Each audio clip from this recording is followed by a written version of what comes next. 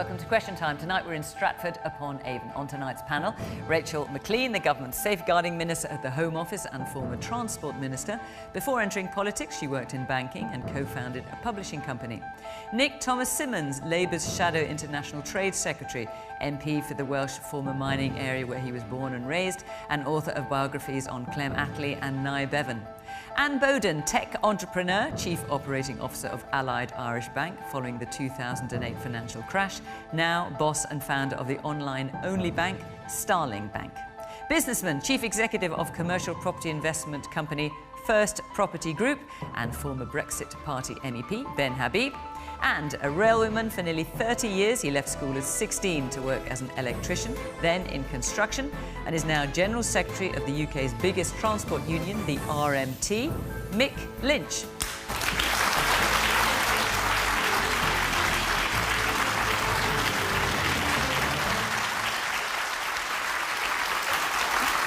Good evening. Welcome to my panel. Welcome to our audience here in Stratford-upon-Avon, and welcome to you at home. Thank you very much for watching, and do join in the conversation on social media at BBC Question Time in the usual way. OK, let's get started. And we're going to start unusually with two questions tonight, one straight after the other. Let's have our first one from Samantha Marklow.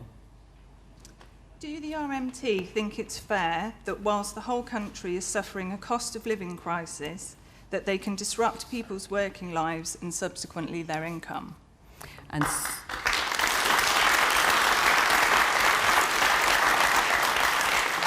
And Sonia Sangera. Why do public sector workers continue to be disrespected with measly pay rises and villainised by the government for demanding what is fair?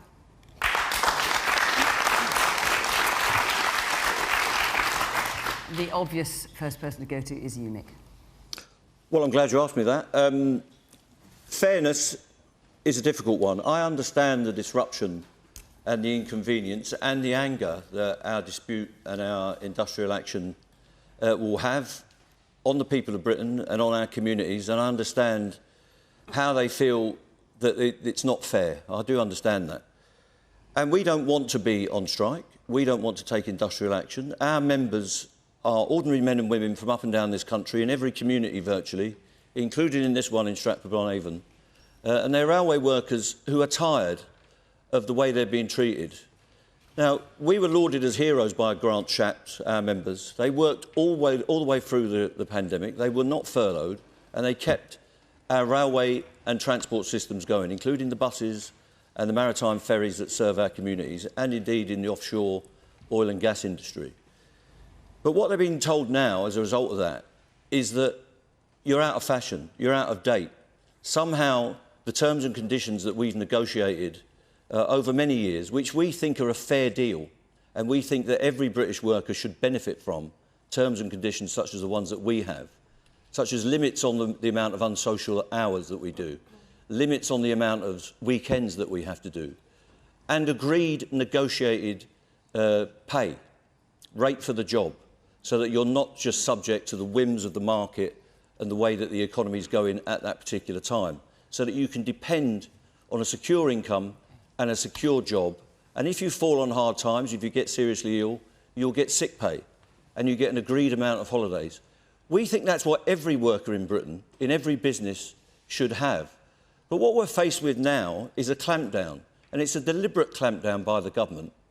And they're using COVID, the temporary phenomenon of COVID, albeit an extended one, as an excuse to rip out and strip out terms and conditions. OK, well, we have a member of the government here. Mick, shall we put some of these points to Rachel? So I think the first thing to say is that the government doesn't want strikes, and I think we don't need to have strikes either. What we do need to do is ask Mick and his team to come back and negotiate with Network Rail so that we can prevent strikes, and there is obviously time to do that. There's a pathway through that. And Mick's right to talk about terms and conditions, but the terms and conditions that he's referred to are not the ones that the industry needs to discuss with Mick and his colleagues. The railway needs to modernise. There's a set of proposals from Mick's employers, and that needs to be worked through in detail.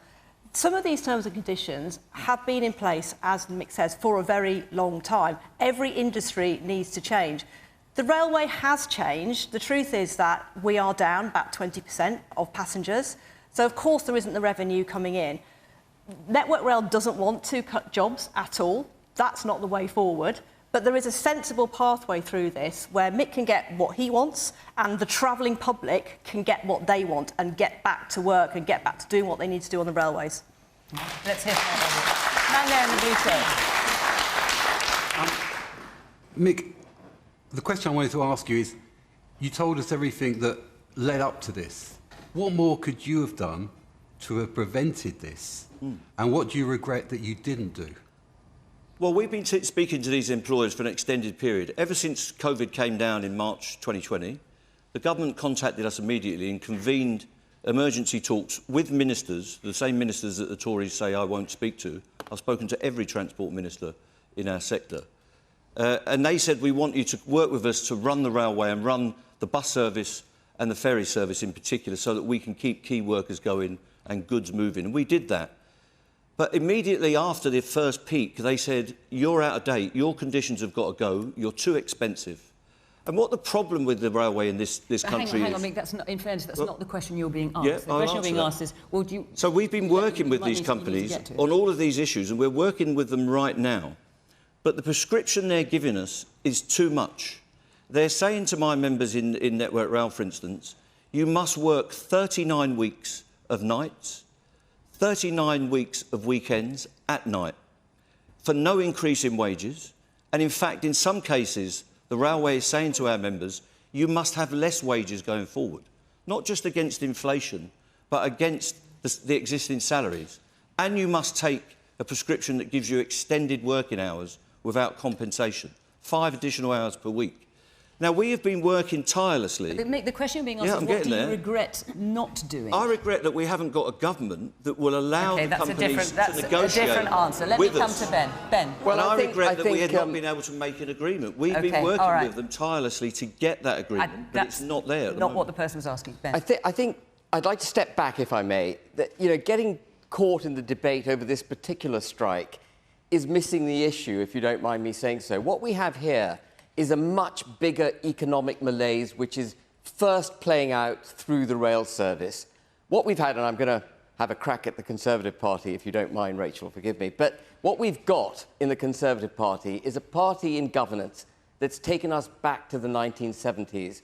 We have a party that's governed this country for 12 years. National debt is up to 100% of GDP. Taxes are at a 70-year high. Inflation is at a 40-year high. These figures and these records haven't been breached since the 1970s. And when you govern an economy like that, what you get is close to no growth. And surprise, surprise, GDP in this country in 2010, when the Conservatives took over, was about £2 trillion a year. It's now £2.2 trillion a year. And if you look at wage growth in the public sector, which is particularly pertinent to Mick's position, it's gone from £555 a week in 2010 to £585 a week in 2019 before the pandemic hit. It's actually dropped since then. So you've had a 5% increase in wages in the 12-year period that the Conservative government's been in charge. And you've had inflation over that period, before the current spike of 9%. Before that 9% spike, you've had inflation of 25%. So actually, I'm going to come right to Mick's defence. What we've got is a failure in macro management of the economy. We have had real deflation in wages of 20% across all the public sector and indeed the economy. So Mick is first out of the gates, but we are going to see strikes from British Airways. We are going to see strikes from the teachers. We're going to see strikes from all those people we clapped for during the pandemic, the NHS. And the government could have headed this off. You know, this is not a necessary problem. You look at the United States. It had all the same problems we've had over the last 12 years. Their GDP has grown 50%. Ours is stagnant. It's because this government is a borrow, tax and spend government. It needs to cut taxes, it needs to cut regulations, and it needs to have a vision for growth. Okay. Woman here in the front. Yes. Rachel, going back to what you said about how the government doesn't want strikes, to my knowledge, this was not an unknown issue. The government knew that these strikes were coming. To that, I say, why was Boris Johnson at a Conservative fundraiser on Monday auctioning off dinners with himself, Theresa May and David Cameron? If he knew these strikes were coming, why did he not sit down with rail union leaders and people like Mick Lynch to come to a solution before all of this kicked off? I'm going to get round I'm going to get round yours a little bit more, and then I'll come back to you. Yes, the man at the back in the blue shirt. Yes, that's you. So, with IT enablement and working from home, the railway's business model has changed. You know, it can't rely on captive commuter traffic. It can't rely on high-value business travel. It needs to look at a different economic model, and that means change as well as investment in the railway system. And the woman next to you. Yeah, I totally agree with what the gentleman has just said. I think from what I've read, the railway rules and all that goes on is very draconian. And to be perfectly honest, one of the main 3 pillars that Mick Lynch is asking for is for no forced redundancies. I'm sure there are many people throughout their careers here who've had redundancies due to changes in working models, their companies, and that is not realistic at all to want the government or to want the railway to say we are going to agree that there are no forced redundancies. And by the way, Mick Lynch, did you get here by train today? You can answer that in a minute. Yes, the man there in the blue polo shirt, yes. I am a railway worker, and I work in the station ticket office. And for the last 12 months... Are you a member of the RMT? I am a member of the RMT, and I was on the picket line this morning. Right. And my concern is that it's not just the people in the offices, it's all our vulnerable passengers, it's the safety side of things that we do in the ticket offices, and the government on a wholesale closure with no plan in place to what our job role is going to be or what's going to happen with us. And it's just really frustrating. I've never known morale so low in a job. And what do you make of the lady's point at the back, where she says insisting on no compulsory redundancies, it's a fact of life for many workers. Why should you be any different? I'm not saying it's pleasant, obviously. Look, but she's just saying obviously it's a we fact understand the situation the country's in, but the problem for us is that bodies are needed on a railway for safety reasons, if nothing else. And surely the railway is an essential service, and it needs the bodies to run an essential service. And if that's not going to happen, you're going to end up with the disasters like the rail track stuff that happened in the 90s. So we can't. And I'm just concerned. Fiona, they told us they can achieve this, no compulsory redundancies, but they're not being allowed to. They could give us this commitment. The companies have told me, face to face, they could achieve a guarantee of no compulsory redundancies. Yes, so why don't you negotiate with them because on that they basis? won't write it down on a piece of paper and give it to us as the commitment. It is. But they... It's here. No, it's not. It I thought you That's didn't the letter. interfere in these negotiations, I've but you've got a Network Rail letter. I've got the Network Rail letter here. That does not give us... OK, none of us can read it. So do you want to read out the relevant bit, Rachel? Will you read out where it says... It doesn't say... Well, look, someone read it out, for heaven's sake. Rachel, you've got it. Will you read out the relevant bit? When the changes are implemented, our need for maintenance and work delivery staff is likely to reduce. We will need to commence formal redundancy consultation with our trade unions. No, it's not. Again, while we do not have to agree those redundancy with our trade unions, we would much prefer to implement them with your agreement and cooperation.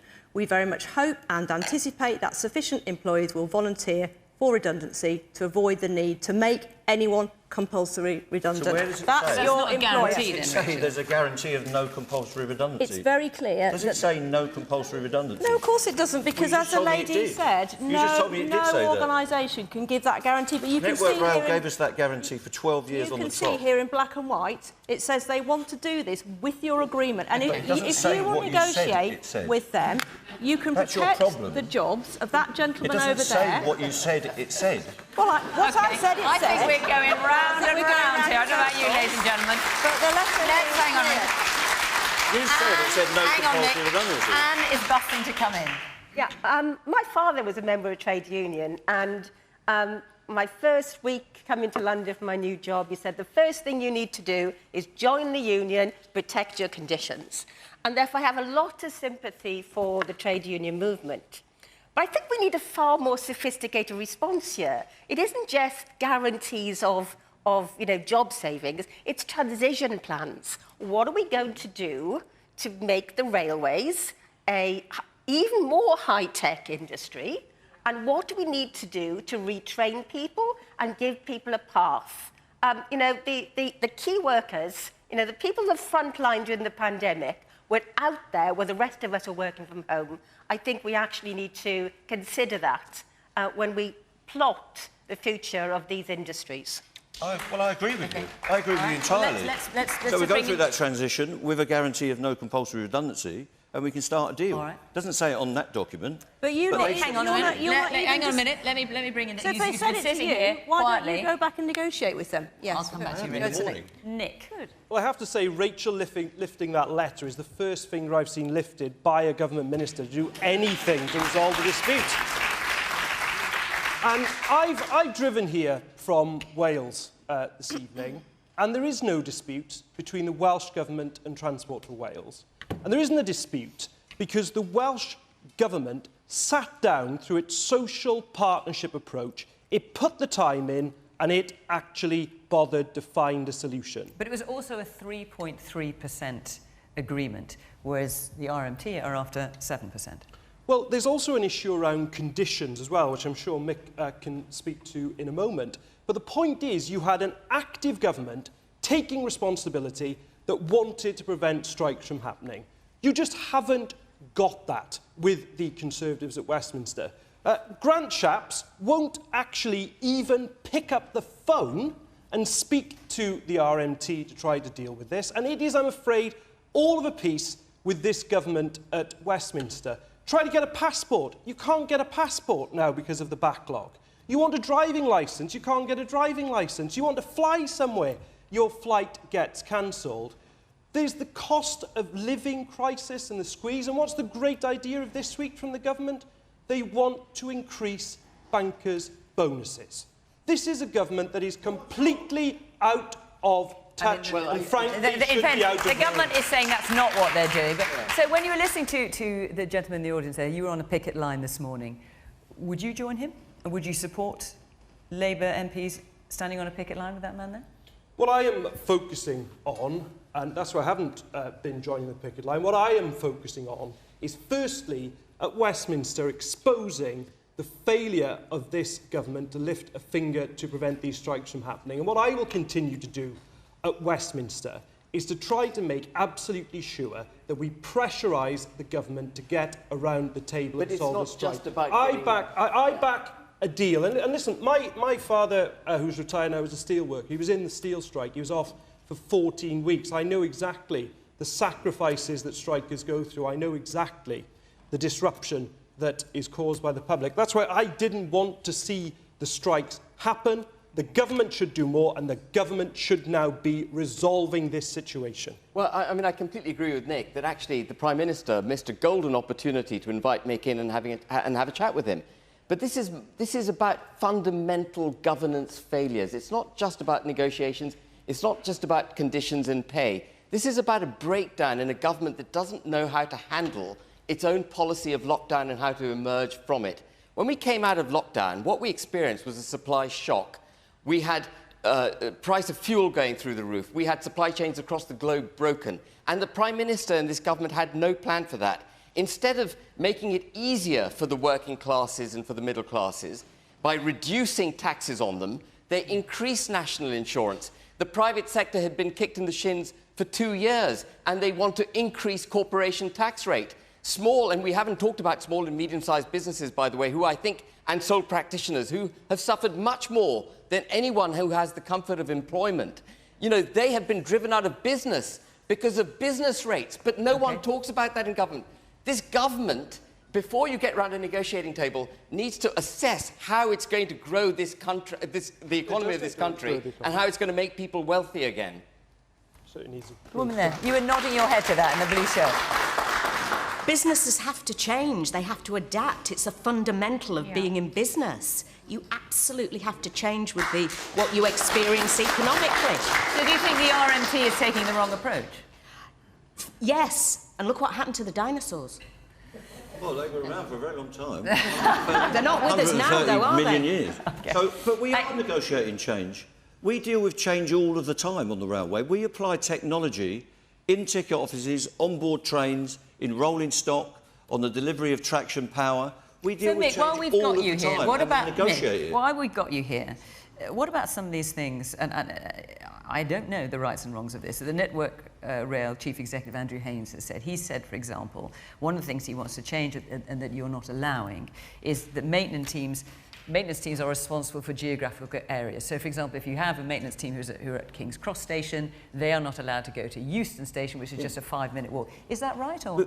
It's right because they are two different regions. But they're 5 minutes walk away. Well, if you listen, the regions of the railway were constructed by private companies and the assets and equipment on them are entirely different on each region. We have digital timesheets and manual timesheets. You wouldn't be surprised that if you're out on the ballast in Inverness on a February, you may not have a computer with Mick, you. That use just manual doesn't timesheets. fly. That's up to the company. That's an absolutely Victorian attitude. We are not. How on earth can you call that sensible? Because it's a different area.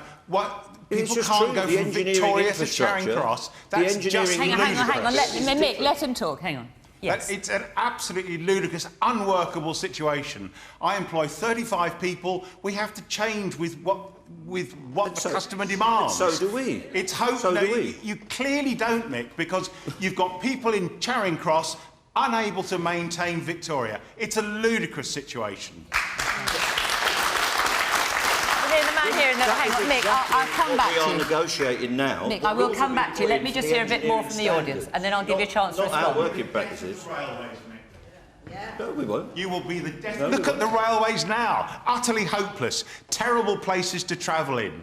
You've got customers crashing out left and right. You've got a 20% fall since the pandemic, and you're still demanding more. You're demanding twice as much as is on the table now. You've got a 3% offer on the table. You're demanding 7. You're demanding the guarantee of no compulsory redundancies. How utterly ridiculous is that in 2022?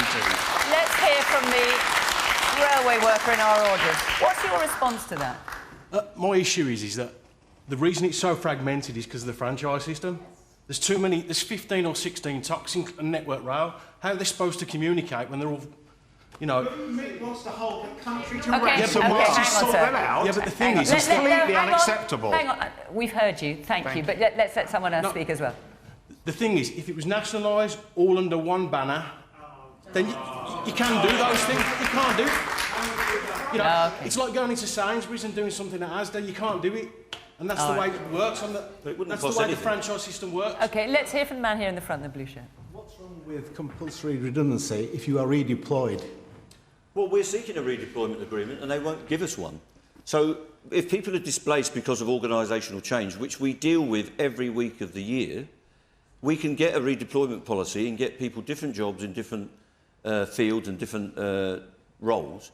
What we need is an agreement to do that. We haven't got one. What they're saying is you must accept all of the change without negotiation, virtually, and you have to accept any redundancies come out of it. What we're saying to them is give us the guarantee, secure our members' jobs, we will accept the change as it comes along and we'll talk about it and negotiate it. We negotiate change every day. We used to have 400,000 members. We're a much smaller union because the railway has shed jobs due to technology.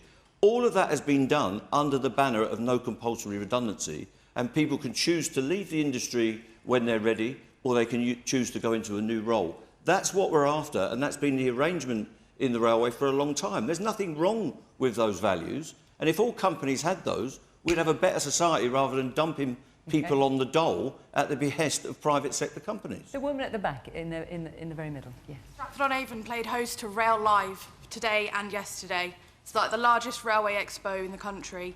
It was empty because no one could get there, which I just think is completely ironic. It's a place of innovation and technology, people coming together to discuss how the railway can come together better. And yet, where was everyone? No one could get there because you were using archaic values and striking. Okay. We'll hear from the young woman in the front, in the white top. I'd like to go back to Rachel's point about how the government doesn't want strikes. Following the news today that British Airways workers will be striking over the summer, surely the government could have prevented these strikes if it had not supported fire and rehire. So can I just say that that's completely wrong to say the government does not support fire and rehire. In fact, the government has legislated to prevent fire and rehire. The British Airways dispute that you've just mentioned is a private matter. British Airways are a private company. The government has got nothing to do with British Airways. We very much hope that they will resolve that with their workers. I'm sure that they will. I think they've got some experience of disputes with their workforce. Of course, they need to negotiate that. That is not the government's job to negotiate with British Airways and their staff. OK, let's hear a little bit more from the audience before I move on. Yes, the man there in the grey jacket and grey shirt, yes. I think the main thing that we're seeing now is that conflict doesn't solve anything. Transformation solves things. Now, I agree that we need better worker rights, but we need that across the board. British Airways is going to evolve. There are airlines that have come over from the US that have come to the UK and are more efficient, they're more effective, they're cheaper. Now, that does not mean less jobs. It just means everybody needs to get together and actually transform the railways. That means investment from government. It means workers actually getting what they need. We've heard from a guy there that knows what the problems are. Fix the problems. Stop talking about it. OK, let's hear from the man next to you. I think there's an awful lot of effort gone into the PR campaign from both sides. We're using the public as a judge and jury. If you'd spent half the time just sitting down around a negotiating table, we might be somewhere. OK, and let me just take a last point from the man here in the cap on the front. If Boris Johnson called a snap general election and the Labour Party won a landslide victory, how would the Labour Party prevent strikes across multiple industries that are being talked about and threatened? If you want to know what Labour would do in power, look no further than Wales, where Labour is in power. And what Labour has done in power in Wales is to have a social partnership approach, getting trade unions, getting employers around the table and hammering out solutions. No, it's not glamorous. It's not something where you're out on the media. Nick, so the teachers that are threatening to go or threatening to hold a ballot, would that not apply to Wales as well? Well, but the Welsh government... It would, wouldn't it? Education is evolved to the Welsh government, so the Welsh government will clearly have its, and does have its own education policy, and of course we'll see how that develops in Wales. But my point is this. The Welsh government is an active government that brings people together to stop strikes. It doesn't react. No, it doesn't react by saying nothing to do with us, which seems to be the position at Westminster. But there's a fundamental problem here. Costs since 2010 have gone up 35%, and wages have gone up 5%. You know, you can't square that circle. So no amount of sitting around a table is going to get you over that hurdle. No. You need proper policies. Absolutely. That, you know, we've got a real issue with the cost of living in this country. Actually, I don't think it's a thing. It's not about wages. It's about getting the cost of living down. We are a highly regulated, and I've come back to it, it sounds like I'm banging a drum, highly taxed economy. And I'm not talking about reducing taxes on the rich. I'm talking about reducing taxes which are regressive, that hit the working classes, small and medium-sized businesses, reducing those taxes, generating growth. We're not getting out of this without growth. No, made that point. absolutely. Briefly, Nick. You asked me what a Labour government would do. We'd have a strategy for growth. The short term, what we should be doing is VAT from energy bills. We should be cutting business rates, by the way, to help those small businesses. The national insurance rise is a profound mistake. And then we need a strategy for growth and investment. We should be investing £28 billion each and every year on the transition to net zero, the renewable energy that we need, the home insulation that we need. But above all, a strategy for growth is precisely what this country needs and why this government is failing. OK. Disrespected pay. The other question. Sorry? There was another question from Sonia, the disrespected pay. Feel free to answer it. So, I mean, Sonia asked that question, and it was about public sector workers. And I think public sector workers have been done down for a long time, not particularly the railway. I'm not going to go on about that. But there are a whole strata of people in this country that have been subjected to this form of austerity for an extended period. What is it, nearly 12 years now, that have had pay suppressed. And that's what it's about. It's about making workers cheaper for the government. And that can only go on for so long, and it causes disruption in the society. It causes people to be alienated from what they're doing. And when the government says if they keep... I'm going to say this for you, Rachel, since you're sitting quiet as a mouse. If the government says if we give large increases in public sector wages, that would drive inflation up. Well, inflation's gone up, and the problem is that prices are chasing wages. Wages are chasing prices, not the other way round. We've had a lot of people, whether in the private sector or the public sector, all in small businesses, who've not had a rise for a very, very long time, and they're starting to really feel the pinch. We've got a society where people in full-time employment are having to take state benefits, and some of them are having to go to food banks. That cannot continue. We've got care workers and other workers, not just nurses, and everybody talks about nurses, but all sorts of people in the public sector, in the councils, who I think are completely undervalued, and they're starting to think, I need to stand up and get some dignity at work so I can get a better standard of living.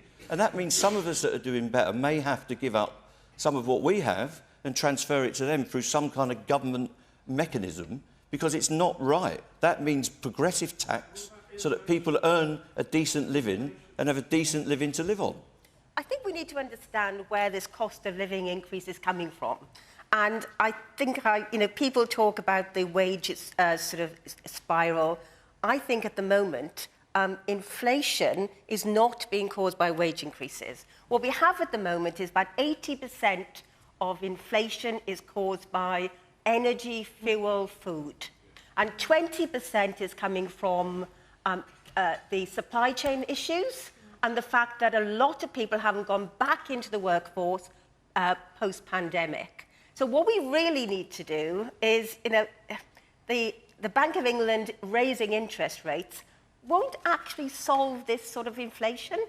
What we really need at the moment is concerted effort to get the food out of Ukraine, to resolve some of these supply chain issues. But in the meantime, Anne, the government could have reduced tax on fuel, which is vast. You've made the point many times about reducing tax, and then we hear. Just let's hear from Anne. Hang on, let me hear from Anne. Yeah. So I think we have a situation where, we need to be really understanding what's happening, and all the talk about 1970s pay spirals and inflation is yesterday's problem. It is 40 years ago. Right, we have a very, very different problem. But this is what you're claiming. This is what the government's claiming, Rachel, trying to sort out strikes such as the RMTs to their satisfaction will spark a 70s inflation spiral. You're saying that's not the case at all. Well, let's talk about the food bank then, because we're seeing more and more people coming to our food bank in Stratford-upon-Avon. It's not just food poverty; it's now fuel poverty. And it's the first time for years that we're now seeing less and less in the warehouse to give out, because people can't afford, when they go shopping anymore, to drop a few tins into the food bank basin in the supermarkets. So what happens now when we haven't got the food to go and give to these individuals? It's drying up. Rachel, we haven't heard very much. You've got Ben here saying the government hasn't got a strategy. You've got Anne here saying that linking rising inflation to wage inflation is false. And you've got Mick saying, actually, you're not valuing workers. OK, well, where to start? I think the first thing to say is that we are living in very difficult times. We all know that. These are global pressures on our economy. As people have said, we have a war in Ukraine that is affecting the food supply. We've also come through the pandemic that has caused a supply shock, as Anne has said. So these are global factors that we are seeing all over the world. It is right that we have a responsible approach to this as a government, which we do. We do not want to go back to the 1970s. We don't have to go back to the 1970s, by the way, either. And that is why we have put in place our strategy to deal with the cost of living. I think people know that we have put a lot of support into people's pockets.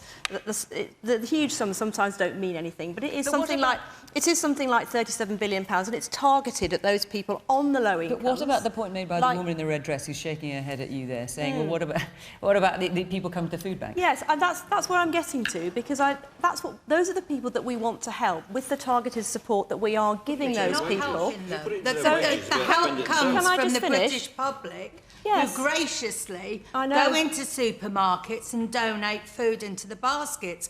Without the British public, we don't have that food to give out. Yes, and I know that. And the government aren't helping us. So, I work with my local food bank, and I absolutely understand those pressures, and everybody is feeling the pinch. Of course they are, which is why the government has stepped in to put the money into people's pockets through the energy bill rebate, for example, through the household support grants that people can access, because people have very different situations. Not everybody is the same. People have different pressures. So we are working with those local councils who are very close to their communities, who know what they need to get that funding out there to people. So I don't think I can address all the points, because I know that other people want to come in.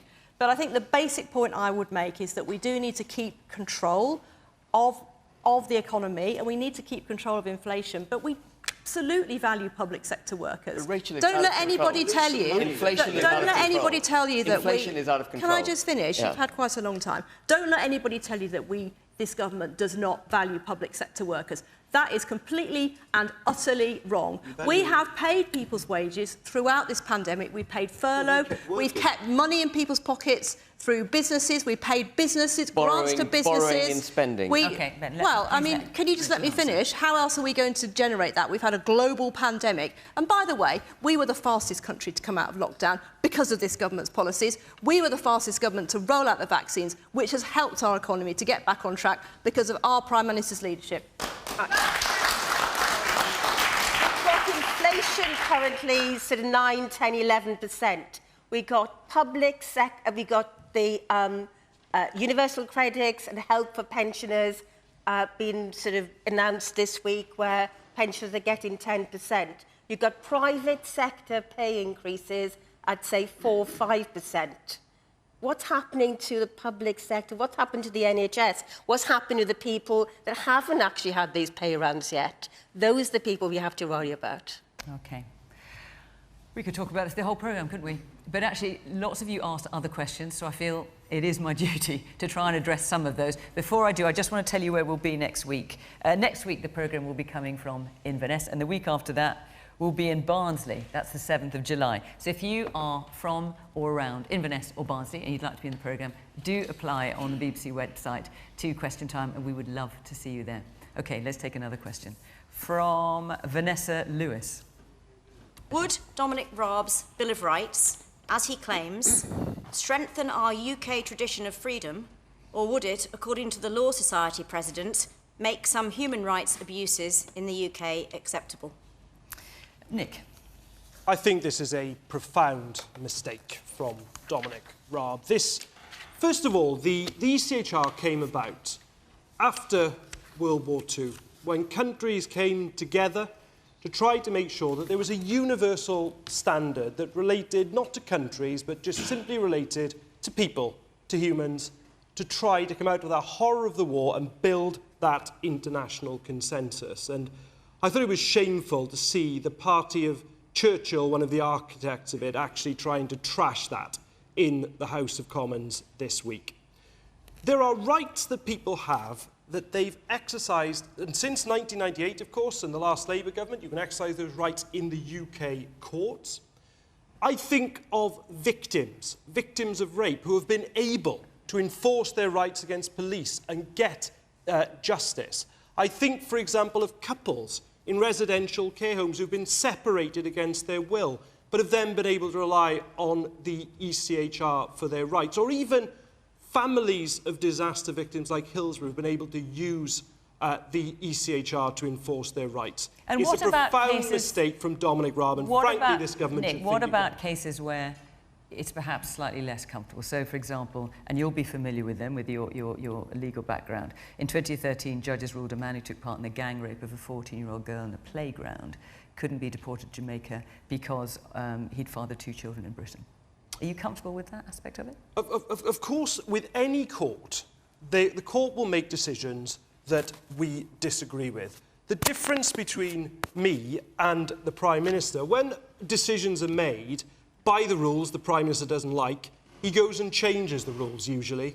What I accept is there will be decisions of that court that I won't agree with, but I accept it because it is the greater good for victims who are able to enforce their rights. Ben? Well, I don't actually believe what Dominic Raab is saying. I mean, I think that is... Oh, you think he doesn't mean it? No, I don't think he means it. He's playing to the Conservative Party base. There is no way the government is going to turn its back on the European Convention of Human Rights. It's baked into the Trade and Cooperation Agreement with the European Union.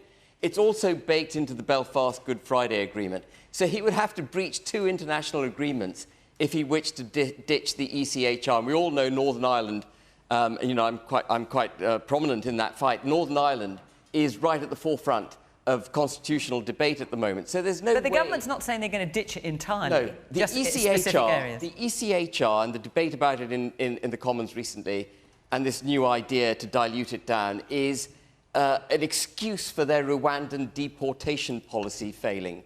And it's to really blame the ECHR for the failure of that jet, which I think only had 1 deportee on it, taking off for Kigali. Actually, the ECHR didn't take off. It didn't take off. No, but it didn't. But there was only 1 deportee on it when chocks were away. And actually, I think the ECHR saved us £400,000 for a wasted flight. This is all window dressing, playing to the Conservative Party base, I'm afraid. Okay. The man there in the check shirt. As an event planner and a local businessman, we're heavily dependent on people's disposable income, and the cost of living crisis is crippling us at the moment. I would like to ask Mr Habib what he would do if he was in government to reverse the trend of this cost of living crisis, and what he thinks the government should be doing, and what the time frame should be so we can start to see a reversal of the trend. If you'll forgive me, we've actually moved off that topic onto another one, so forgive me. What a shame. You didn't get a chance to make that point before. We're actually now talking about the European Court of Human Rights. Yes, the man at the very back. The Labour lawyer undermined our human rights by voting for the Surrender Act. Hang on, what are you talking about? Human rights.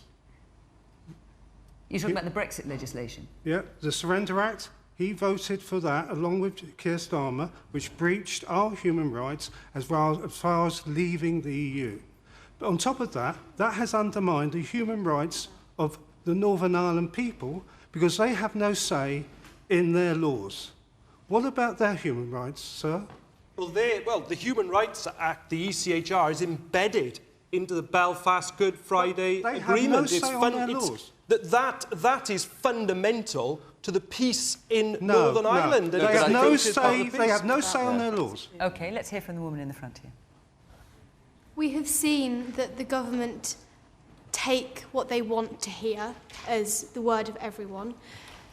The UK courts have said that the flight was able to take off to Rwanda, disregarding the human rights of the people or the person on that plane.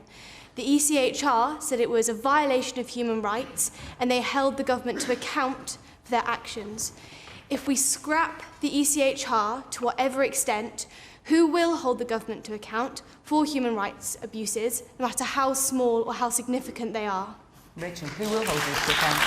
So, I want to start by being clear that we are not leaving the European Convention of Human Rights. What's been introduced by the Deputy Prime Minister is to rebalance our system so that we have the right to make our own laws and stop the over-expansive interpretation of our sovereign laws that we make in this country in our own parliament. And I know this is against the backdrop of Rwanda, so I might as well address that, because the key here is that no court, including the highest courts in our own country, found that the government was doing anything illegal about the Rwanda plan. And I think, if I may, just speak about the Rwanda plan, because this is a very serious issue. We are trying to solve a global problem here of illegal migration from around the world, and we have seen incredibly dangerous journeys. People dying in the English Channel, losing their lives. They are at risk of these absolutely grotesque people trafficking gangs. And what we need to do is break that business model. So this is a plan that will, over time, it will reach a solution where we can break the business model of those absolutely atrocious gangs that trade in human misery. We've all seen those deaths in the Channel and those people coming to our shores. Okay, but that's what we need to deal with here. I don't understand about this.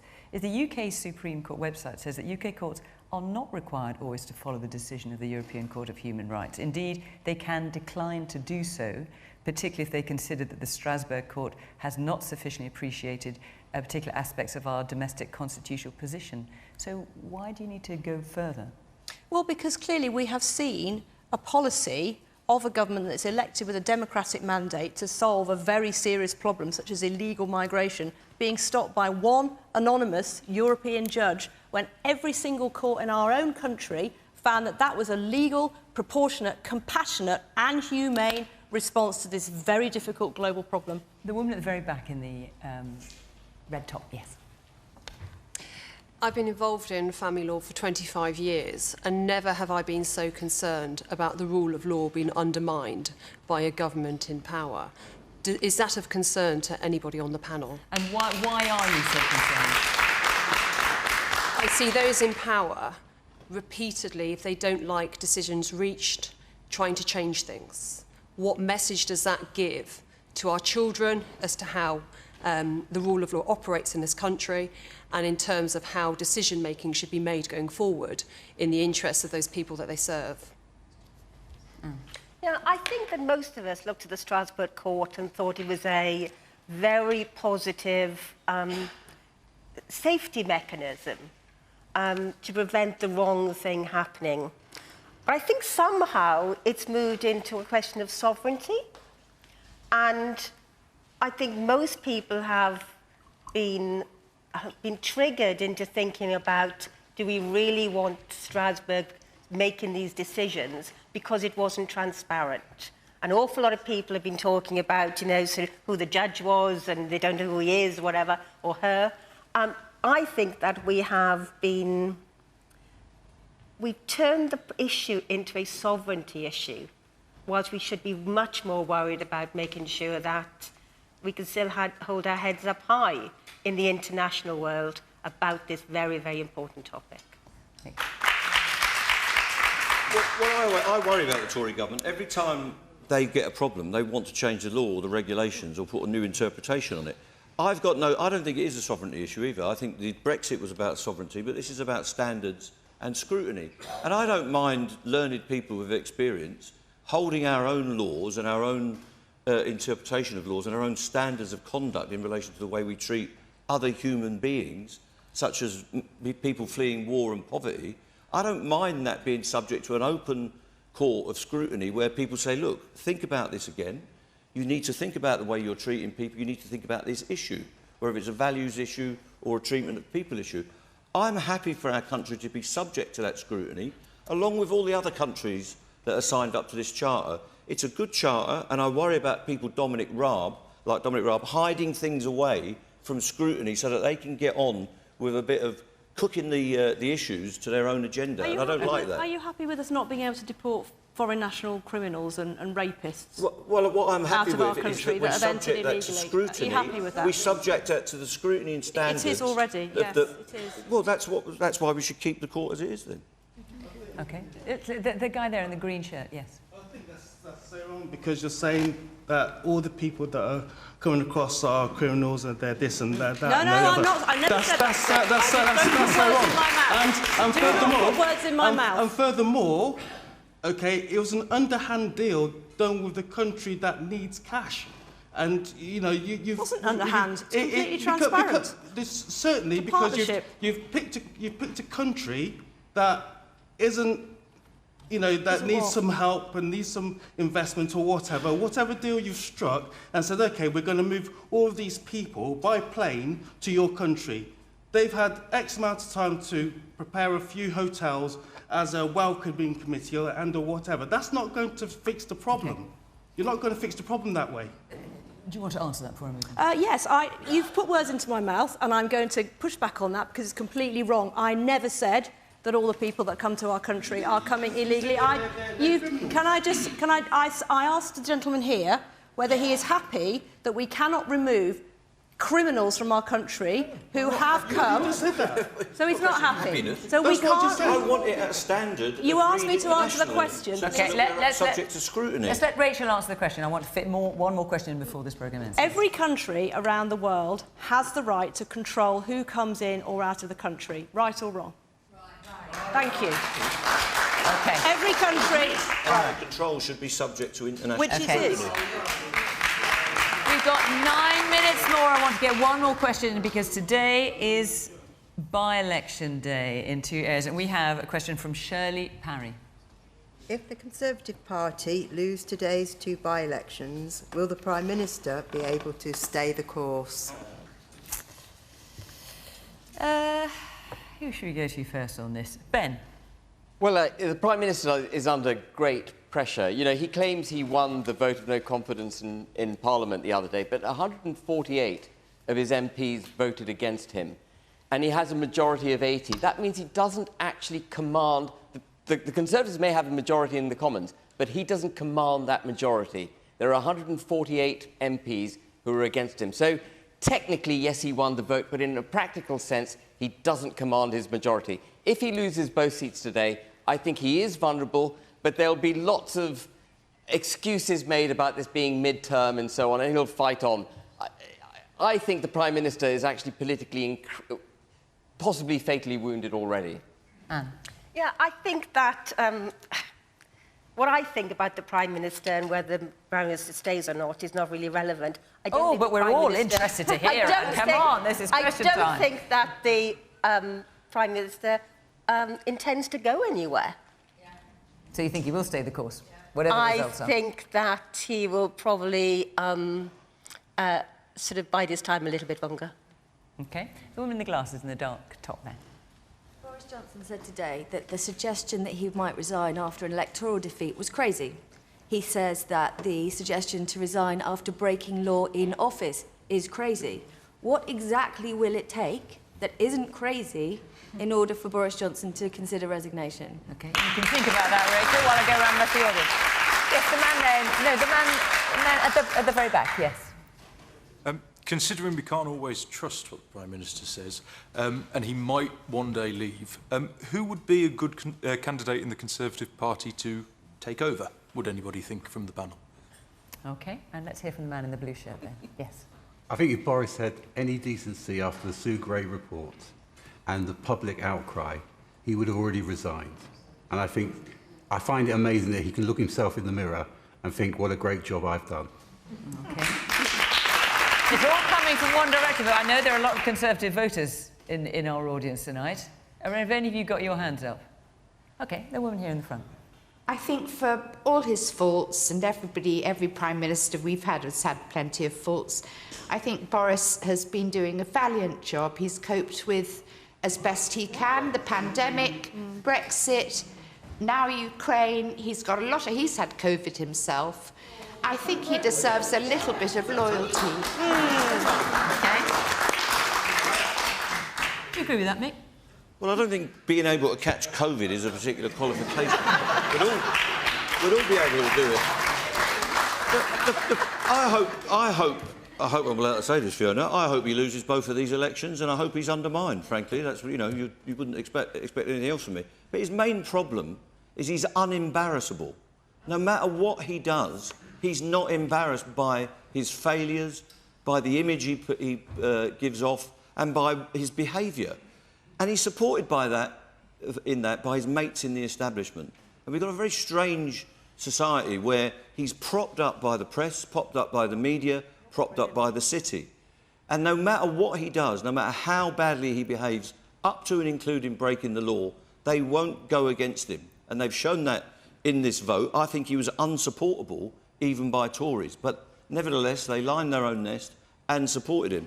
So I don't know what would make him go, but I think ultimately the Tories will get rid of him before the ballot box gets rid of him, because that's in their interests. He's not the only Prime Minister to do things like that. Tony Blair lied to Parliament, and yet he's been knighted. Well, Boris Johnson will get lauded, no doubt. Rachel, there's a lot of things Mick said there, potentially about you, feathering your own nest. No, I'm not feathering my own nest at all. But I think on the question of the by-elections, obviously, by the time this programme goes out, I think probably the by-elections, the polls will have closed. They will definitely have closed, yes, and we wouldn't be having this and discussion. People won't have to wait very long to find out what the results are. So, look, I think the basic point is that by-elections are not a particularly good indicator of anything, really, over the long term. They've been won and lost, and governments have come and gone. The only poll that actually matters is the one at the general election. People will have the chance to express their views on the Prime Minister and his record, and people have different views. We've seen that in the audience tonight. We've seen that every time I go out and talk to the general public. So the question is, if the Conservative Party lose both by-elections, will Boris Johnson be able to stay the course? Yes or no? Yes, he will. I believe he will stay the course, and I believe he will take us into the next election. OK. Nick? He shouldn't stay the course, and he should already have resigned. But I've been up to Wakefield several times, and Rachel may dismiss the views of people there as somehow irrelevant. I don't. I've spoken to them. They're very nice. The views of people on the doorstep there that I've heard about Boris Johnson were extremely angry. People who themselves had made sacrifices during the pandemic, not gone to the bedside of dying relatives, not visited elderly relatives in care homes, people who'd not attended funerals. And all that time, Boris Johnson was presiding over, frankly, mass law breaking in Downing Street. It is quite appalling. If the man had any shame, he'd have gone. Okay, there's applause and groans in equal measure coming from the audience. Yeah, the man there in the middle, in the sort of dark red shirt with black top. Yes. Is Boris Johnson likely to stay the course just due to the fact that there are no significantly credible and experienced candidates to take his position? Since the Brexit vote, we've lost David Cameron, we lost Osborne, Theresa May tried her best but was hamstrung into being able to implement what she wanted to do. And is it now that there is insufficient experience within the Conservative Party to lead a country? Okay. Jacob Rees-Mogg is credible, isn't The man in the blue suit and white shirt there, yes. I agree with that last comment. I think he hasn't got a credible person to replace him. Plus, where is Sir Keir Starmer? We haven't mentioned him once tonight, and I don't believe he has enough policies to be able to jeopardise what Boris is doing. OK, let's have two quick responses from either of those. Rachel? There's plenty of talent in the Conservative Party. You know, you put no, yourself forward? No, not in a zillion years. OK, Keir Starmer, we haven't mentioned him. Where's he? Well, Keir Starmer is a person of integrity, and here's the difference. Keir Starmer has said if he receives a fixed penalty notice from Durham Police, he'll do the right thing and step down. How refreshing a contrast that is to the way the Prime Minister's behaved. Okay. We'll know the glasses and the scarf. My grandmother died during the start of the pandemic. We didn't see her for the last 5 weeks of her life. I'm very I sorry have to hear voted it. Conservative all of my adult life, but quite frankly, at the moment, after the behaviour of the government led by Boris Johnson, there is no way in a million, excuse me, no way in a million years that they would get my vote at the moment. So how do you get her vote back? People make decisions on voting all the time, and sometimes people don't come back, but other people come on. That's democracy. But how could you persuade that lady then? I honestly don't know. I'd have to have a very long conversation with that lady, and she might have completely made her mind up, and that's the nature of what we do as politicians. Very often people won't vote for us, but that's fine. It's democracy. Well, yes, but she was a Tory voter and is now saying she's not going to vote for you She was, any and longer. of course we accept that. We can't get everybody's votes all the time. We work really hard and we explain what we're doing, and I've set out what I believe, and she doesn't agree with it. Constituents, Rachel, so I would quite like to have that conversation. We will do that, I'm sure. Tomorrow in the Kingfisher. I've got about 10 seconds left. A woman in there in a sort of beige shirt, is it? This week, there's another story about Boris Johnson, this time when he was at FCO, trying to get his partner. Yeah, when he was trying to get his partner a £100,000 a year job. It's an allegation, it's an unproven allegation. Well, they're allegation after allegation, story after story. It's been months of this. How are you not embarrassed that he's your leader? Okay, a final word, then I must end the programme. People can make allegations, that doesn't mean they're true. Okay. Lots of you with your hands up, but I'm afraid we are out of time, so I'm going to have to end the programme there. Thank you very much to the panel for coming this evening, to all of you for coming along to the programme, and of course thank you to you at home for watching from Question Time in Stratford-upon-Avon. Bye-bye.